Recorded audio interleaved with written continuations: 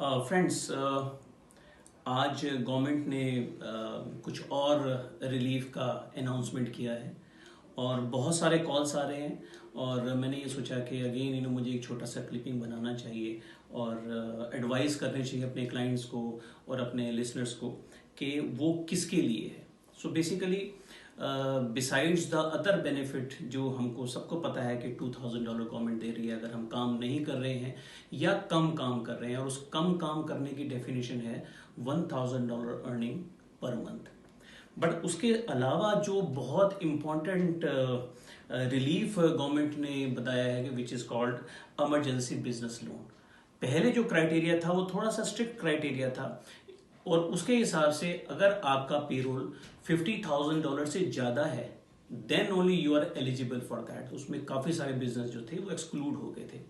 तो आज हमारे प्राइम मिनिस्टर ने उस क्राइटेरिया को रिलैक्स किया है और वो जो $50,000 की जो लिमिट है उसको उन्होंने $20,000 की लिमिट कर दिया है। इसका क्या मतलब हुआ? Which means if your total payroll for the year 2019 is $20,000 और मोर, then you are eligible to get $40,000 loan.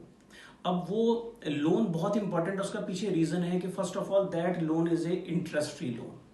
You don't need to pay any interest on that loan till 2022। और अगर आप उस लोन को 2022 तक वापस कर देते हैं सो देन आपको सिर्फ $30,000 वापस करना है। It means $10,000 is coming direct to the business.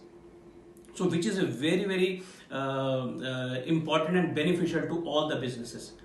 But एक बहुत इंपॉर्टेंट चीज है जो कि मैं अपने लिसनर से शेयर करना चाहूंगा कि whenever you get a loan there is a loan agreement, जिसको हम हमेशा अक्सर इग्नोर कर देते हैं।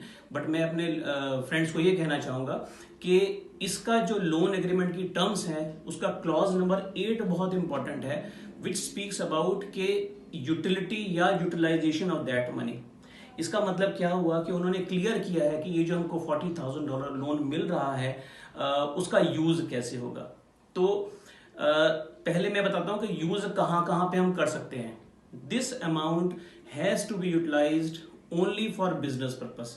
इसका मतलब ये होगा कि जितने भी हमारे बिजनेस के एक्सपेंसेस हैं उसको पे करने के लिए ही उस लोन का इस्तेमाल होगा।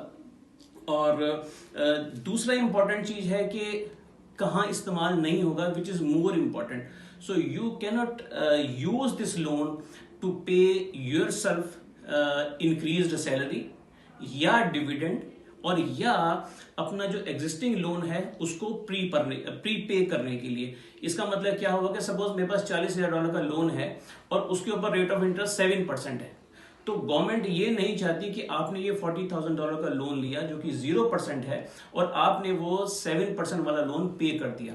If you do that so it will B so it means they will consider you कि आपने इस टर्म्स को फॉलो नहीं किया और वो आपका लोन जो है वो वापस ले सकते हैं। सो बहुत इंपॉर्टेंट चीज है कि किसके लिए कर सकते हैं? Paying employee salary, paying your business expenses, paying your business loan जो कि एग्जिस्टिंग लोन है। ये 3 चीजों के लिए तो आप इस्तेमाल कर सकते हैं। और किसके लिए नहीं कर सकते? पेइंग योर सेल्फ डिविडेंड, अपनी सैलरी को सपोज इंक्रीज करने के लिए। फॉर एग्जांपल के ओनर सैलरी ड्रॉ करता है $4,000, सो $4,000 के लिए वो यूज कर सकते हैं। बट यू कैनॉट से कि अब मैंने अपनी सैलरी को 4,000 से बढ़ा के 6,000 कर दिया है, तो वो $2,000 आप नहीं कर सकते। और थर्ड थिंग है कि जो आपका एग्जिस्टिंग लोन है उसको प्री पे नहीं कर सकते। Now we need to be very careful. मैं बार बार अपने क्लाइंट्स को, अपने फ्रेंड्स को ये कहता हूं कि ये जो फंड्स मिल रहे हैं ये रिस्पॉन्स ऑफ इमरजेंसी है, which will be subject to a very strict audit.